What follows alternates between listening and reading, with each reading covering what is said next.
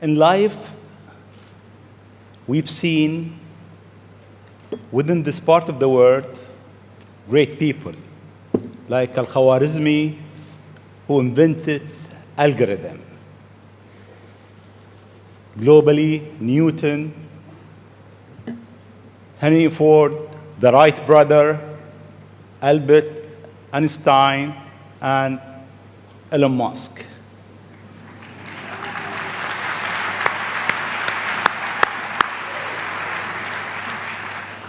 It seems you are in rush. You want to go to places that nobody been. You are reinventing a certain industry, from the rocket industry with SpaceX to the car industry with Tesla. What's your mission in life? Why you do whatever you do? Sure. Well, first of all, thank you for having me. It's an honor to be here, and we're having a really great time with my kids in Dubai. It's really been fantastic. I'd really encourage anyone who hasn't been to visit. What a great city. Thank you. Thank you. And in terms of the motivations, I guess the sort of kind of a long version of the explanation, but essentially, when I was a kid, I was wondering kind of what's the meaning of life? Like, why are we here? What's it all about? And I came to the conclusion that what really matters is trying to understand the right questions to ask. And the more that we can increase the scope and scale of human consciousness, the better we are able to ask these questions. And so I think that there's certain things that are necessary to ensure that the future is good. And some of those things are, in the long term, having long-term sustainable transport and sustainable energy generation. And to be a spacefaring civilization, and for humanity to be out there among the stars and be a multiplanetary species. I mean, I think being a multi-planet species and being out there among the stars is important for the long-term survival of humanity, and that's one reason, kind of like life insurance for life collectively, life as we know it. But then the part that I find personally most motivating is that it creates a sense of adventure, and it makes people excited about the future. And if you consider two futures, one where we are forever confined to Earth until eventually something terrible happens, or another future where we are out there on many planets, maybe even going beyond the solar system, I think that second version is incredibly exciting and inspiring, and there need to be reasons to get up in the morning. You know, life can't just be about solving problems. Otherwise, what's the point? There's got to be things that people find inspiring and make life worth living. So what is life for you? I mean, you look at our life, and I heard you before speaking. Is it a dream? Is it Is life a real? dream? Is it a million D? What is life for Elon Musk? I find as I get older, I find that question to be maybe more and more confusing or troubling or uncertain. I think particularly when you see the advancement of something like video games, you know, like say 40 years ago, you had video games, the most advanced video game would be like Pong, where you had like two rectangles and a dot, and you're like batting it back and forth. I played it. Oh yeah, like me too, exactly. I That's played Pong. Exactly, it sort of dates you a little bit, but yeah, we both played the same game. And that was like, wow, that was a pretty fun game at the time. But now you can see a video game that's photorealistic, almost photorealistic, and millions of people playing simultaneously. And you see where things are going with virtual reality and augmented reality. And if you extrapolate that out into the future with any rate of progress at all, like even 0.1% or something like that a year, then eventually those games will be indistinguishable from reality. They'll be so realistic, you will not be able to tell the difference between that game and the reality as we know it. And then it seems like, well, how do we know that that didn't happen in the past and that we're not in one of those games ourselves? Interesting. Interesting. I mean, could be. I mean, there's, like, I mean, yeah, particularly like things seem to be accelerating to something. Isn't it? I mean, if we look at our life, it seems in the past 100 years, life been accelerating quite fast. Yeah. In the past 20, It's much getting faster. faster and faster. Is it more slow? So my question is really, how life will be in Earth 20, 30, 50 years from now? Our education, our transport. How do you see it? Well, I think this is one of those things that's quite difficult to predict. When you think of, say, I mean, the first controlled powered flight was 1903 with the Wright brothers. And then 66 years later, we put the first people on the moon. I mean, that, if you'd ask people, say in 1900, what are the odds of, man landing on the moon, they would have said that's ridiculous. And if you try to talk to them about the internet, they would not even know what the heck what are you even talking about? Like, this sounds so crazy. But today, with a $100 device, you can video conference with anyone in the world, on the other side of the world. And if you have a Wi-Fi connection, it's basically free. Free to have an instant visual communication with anyone, or even with millions of people. With social media, you can communicate to millions of people simultaneously. So, and you can Google something and ask any question. It's like an oracle of wisdom that you can ask almost any question and get an instant response. It would have been incredibly difficult to predict these things in the past, even the relatively recent past.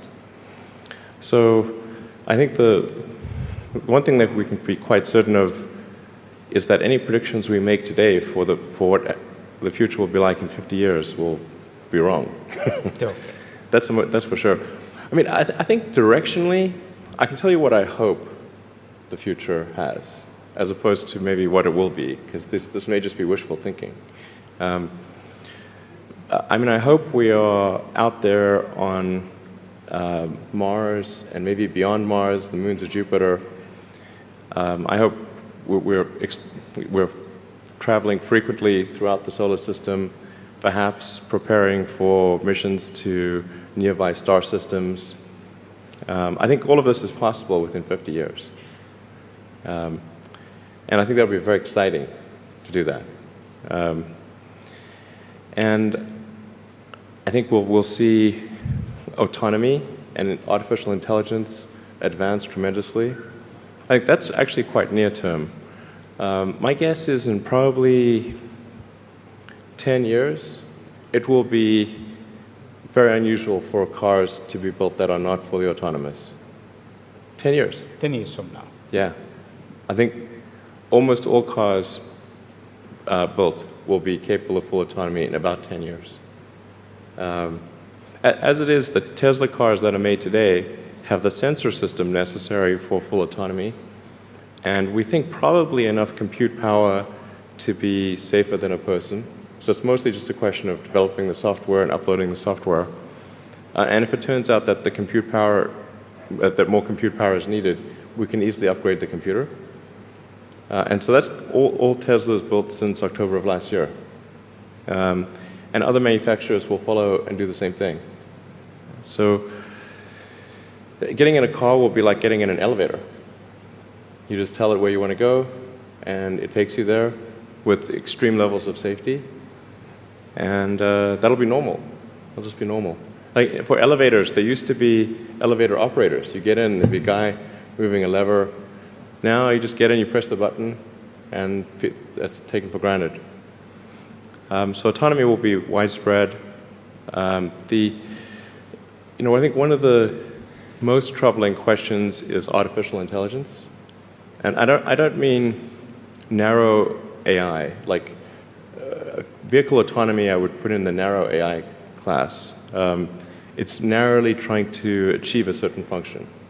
But deep artificial intelligence, or what is sometimes called artificial general intelligence, where you could have AI that is much smarter than the smartest human on Earth. This, I think, is a dangerous situation. Why it is dangerous? I mean, there is two views. One view is artificial intelligence will help humanity. There is another school of thought is artificial intelligence is a threat to humanity. Why is it? Well, I think it's both. You know, it's like one way to think of it is imagine we were going to be visited. Imagine you're very confident that we were going to be visited by super intelligent aliens in, let's say, 10 years or 20 years at the most. Super intelligent. So you think within 20 years yes, we'll have alien in Earth? Well, digital superintelligence will be like an alien. It will be like an alien. Yeah. But my question is, do you think there is other intelligent life outside the Earth? It seems probable, but I think this is one of the great questions in physics and philosophy, is where are the aliens? Maybe they're among us, I don't know. Some people think I'm an alien. Not true. Not true. But maybe we are alien. Of course I'd say that, maybe wouldn't we I? are alien, Ellen. I mean, if you look at this part of the world, Yeah. they believe that human beings are not from Earth. They came from somewhere else. Eve Maybe. and Adam came from somewhere else to Earth. So in a way, human being alien to this land. Do you think we'll make contact with alien within the next 50 years? Well, that's a really tough one to say. I mean, if there are super intelligent aliens out there, they're probably already observing us. That would seem quite likely, and we just are not smart enough to realize it. But I can do some back-of-the-envelope calculations, and any advanced alien civilization that was at all interested in populating the galaxy, even without exceeding the speed of light, even if you're only moving at, say, 10 or 20% of the speed of light, you could populate the entire galaxy in, let's say, 10 million years. Maybe 20 million years max. This is nothing, you know, in the grand scheme of things. Once you said you want to die on Mars, why? I don't, to be clear, I don't want to die on Mars. It's like, I mean, we're all going to die someday. And if you're going to pick some place to die, then why not Mars? Okay. You know, if we're born on Earth, why not die on Mars? Seems like maybe it'd be kind of exciting. But so I think, given the choice of dying on Earth or dying on Mars, I'd say, yeah, sure, I'll die on Mars. But it's not some kind of Mars death wish. And if I do die on Mars, I just don't want it to be on impact. Okay. Got it. Yeah. Let's come back to Earth, actually. Okay. You tweeted that you are building a tunnel under Washington, D.C. Why? What is it? Well, it's a secret plot, Okay. just between us. Nobody heard you? Yeah, exactly. Please keep that secret. Well, I think this is going to sound a little. I mean, it seems like somewhat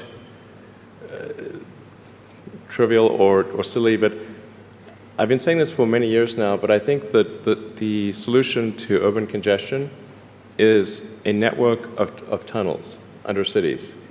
And you can, when I say, I don't mean a 2D plane of tunnels. I mean tunnels that go many levels deep. So you can always go deeper than you can go up. Like the deepest mines are taller than the tallest buildings.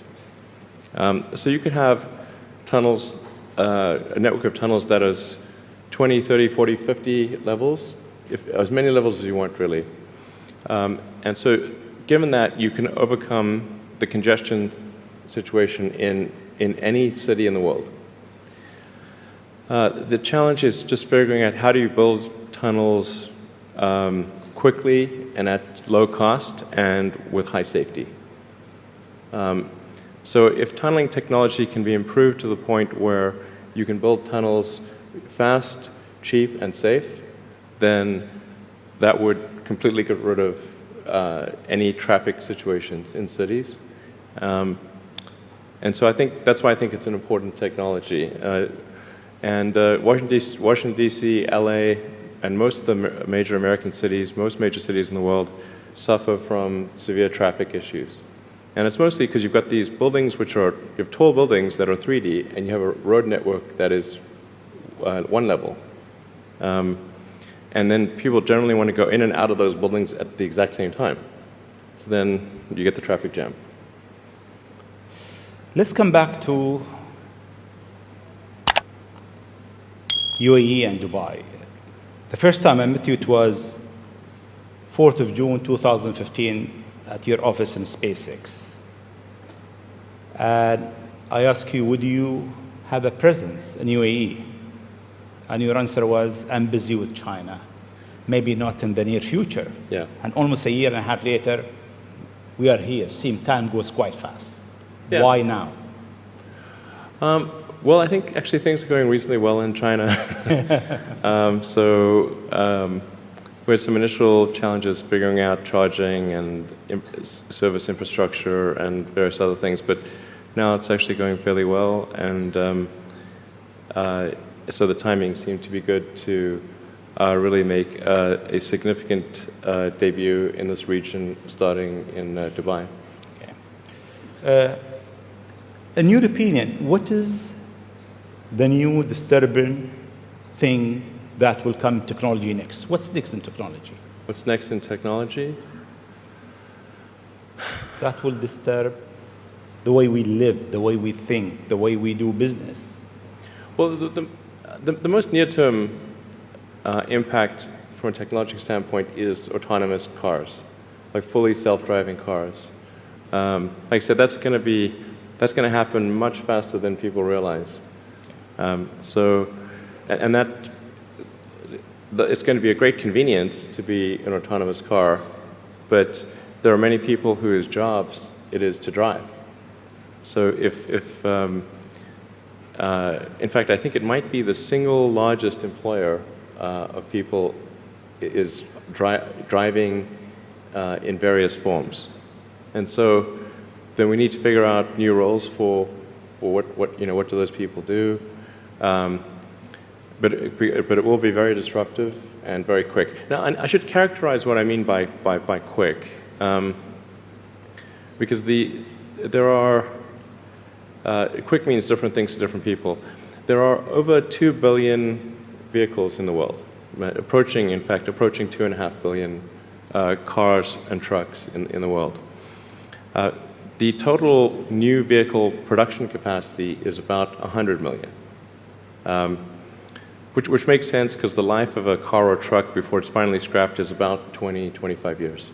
So the point at which we see full autonomy appear will not be the point at which there is massive societal upheaval, because it will take a long time to make enough autonomous vehicles to disrupt employment. So that disruption I'm talking about will take place over about 20 years.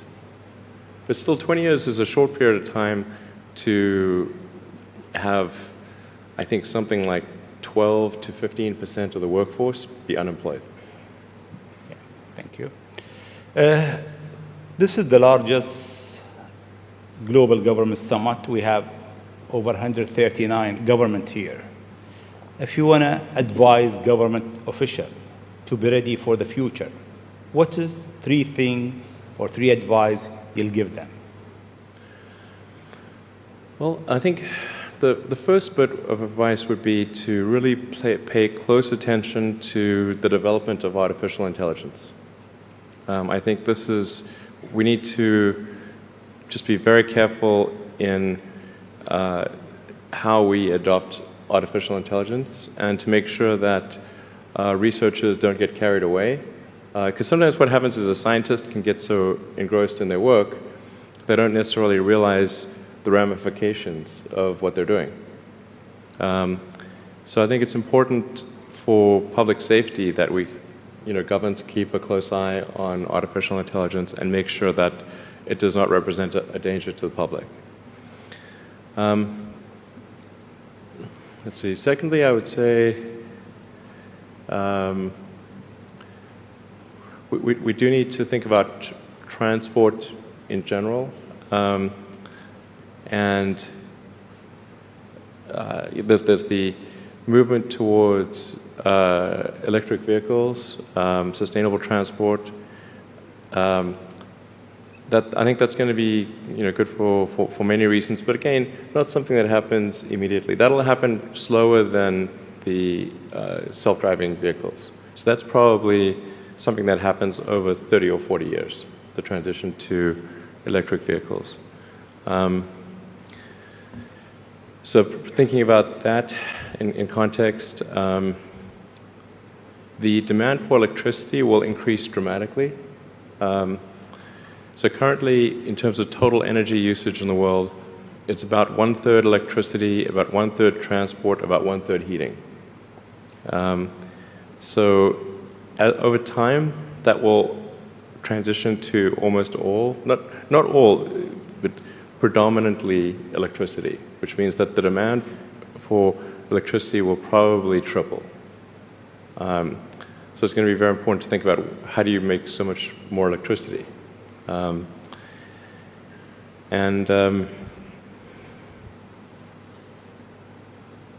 Seem they have an easy job. That's it. There is no more challenges for them. No, well, then I think maybe these things do play into each other a little bit. But what to do about mass unemployment? This is going to be a massive social challenge. And I think ultimately we will have to have some kind of universal basic income. I don't think we're going to have a choice. Universal basic income. Universal basic income. I think it's going to be necessary. So it means that unemployed people will be paid across the globe. Yeah. Because there is no job, robot is taking over. There will be fewer and fewer jobs that a robot cannot do better. Okay. That's simply and I want to be clear that these are not things that I think that I wish would happen. These are simply things that I think probably will happen. And if my assessment is correct and they probably will happen, then we need to say, what are we going to do about it? And I think some kind of a universal basic income is going to be necessary. Now, the output of goods and services will be extremely high. So with automation, there will come abundance. There will be almost everything will get very cheap.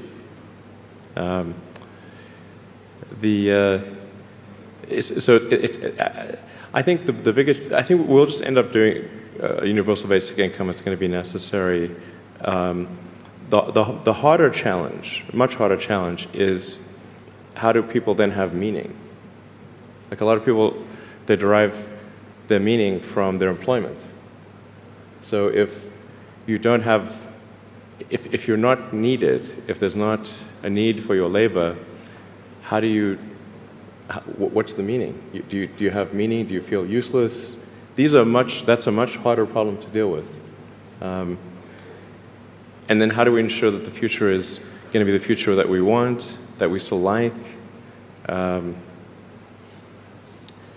No, I mean, I do think that there's a potential path here which is, and we're really getting into science fiction or sort of advanced science stuff, but having some sort of merger with biological intelligence and machine intelligence. To some degree, we are already a cyborg. You think of like the digital tools that you have, your phone, your computer, the applications that you have, like the fact that, as I was mentioning earlier, you can ask a question and instantly get an answer from Google or from other things. And so you already have a digital tertiary layer. I say tertiary because you can think of the limbic system, kind of the animal brain or the primal brain, and then the cortex, kind of the thinking, planning part of the brain, and then your digital self as a third layer. So you already have that, and it's like if somebody dies, their digital ghost is still around. All of their emails and the pictures that they posted and the social media, that still lives, even if they died. So over time, I think we'll probably see a closer merger of biological intelligence and digital intelligence. And it's mostly about the bandwidth, the speed of the connection between your brain and the digital extension of yourself. Particularly output. And output, if anything, is getting worse. We used to have like keyboards that we'd use a lot. Now we do most of our input through our thumbs on a phone. And that's just very slow. A computer can communicate at 1 trillion bits per second, but your thumb can maybe do, 10 bits per second or 100 if you're being generous.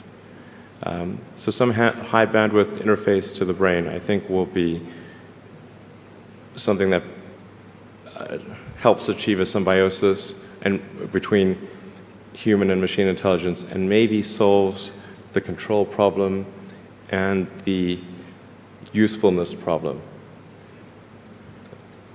Getting pretty esoteric here. I don't know if this is... It's close. Okay. We got it. Always you think out of the box. Your idea is so huge. You want to go to space. You decided to go to space. You did it. You decided that you want to land your rocket back. You failed 7 times, 8 times? Yeah, something like that. Then it landed more times than I care to count. Yeah. How do you come with this idea, actually? Sometimes they're pushing the human limit. You are always pushing the human limit. Why? Well, I think about what technology solution is necessary in order to achieve the particular goal, and then try to make as much progress in that direction as possible. So in the case of spaceflight, the critical breakthrough that's necessary in spaceflight is rapid and complete reusability of rockets, just as we have for aircraft. You can imagine that if an aircraft was single use, almost no one would fly. Because you can buy, like, say, a 747 might be $250 million, $300 million, or something like that. You'd need 2 of them for a round trip. But nobody's going to pay millions of dollars per ticket to fly, to do air travel.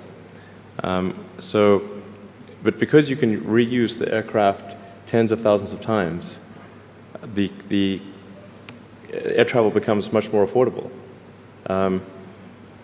And the same is true of rockets. So our rocket costs $60 million, roughly.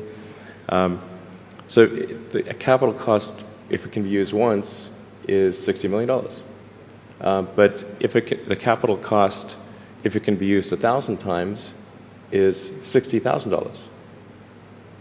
So then if you can carry a lot of people per flight, then you can get the cost of space flight to be something not far from the cost of air flight.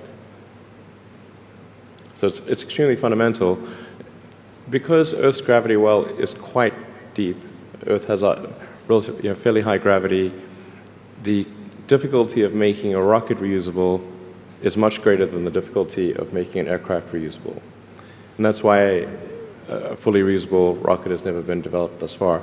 But but if you use the most advanced materials, most advanced design techniques, and you get everything just right, then I'm confident that you can do a fully reusable rocket. Fortunately, if Earth's gravity was even 10% stronger, I would say it would be impossible. You need a team around you to deliver a lot of ideas. How do you choose your team? Based on what? Well, I suppose honestly that it tends to be gut feel more than anything else. So when I interview somebody, my interview question is always the same. It's What do you ask? I said, tell me the story of your life, and the decisions that you made along the way and why you made them. And then, and also tell me about some of the most difficult problems you worked on and how you solved them. And that question I think is very important, because the people that really solved the problem, they know exactly how they solved it. They know the little details. And the people that pretended to solve the problem, they can maybe go one level and then they get stuck. So, what was your biggest challenge in life? Biggest challenge in life?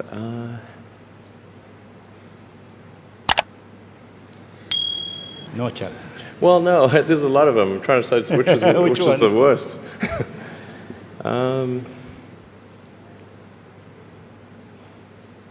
I think just thinking about how to spend time. One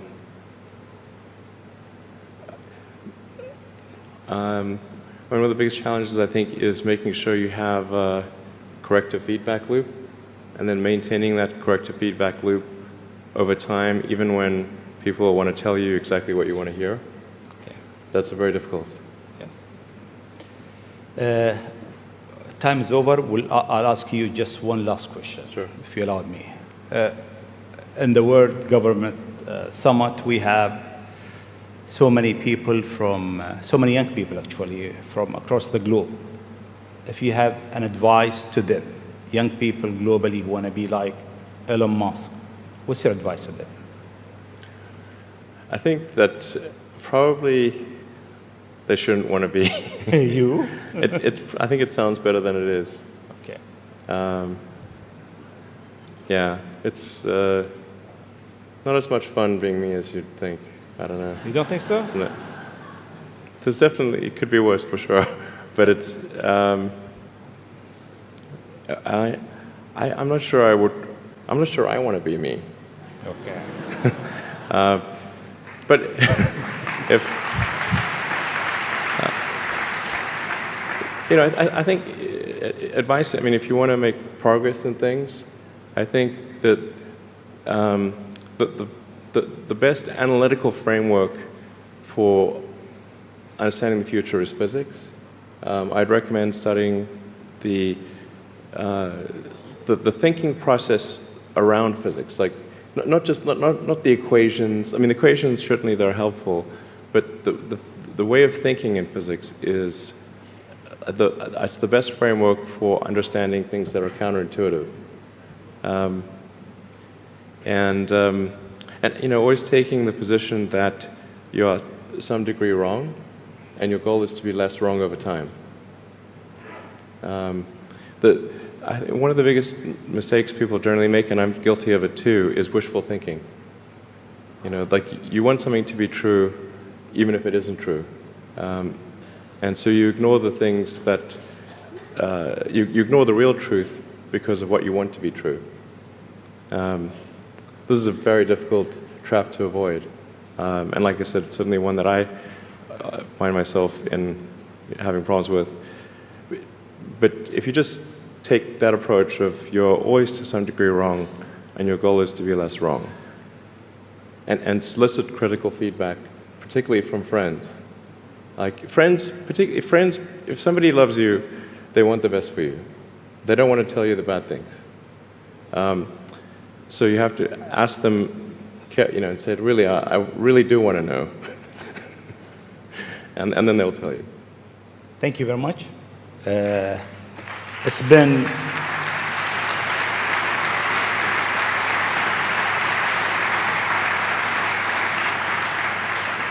It is great for the World Government Summit to have a legend who's creating the future for humanity to share his thought, his idea, his vision, his challenges, and his hope for life. Thank you very much. Thank you for having me.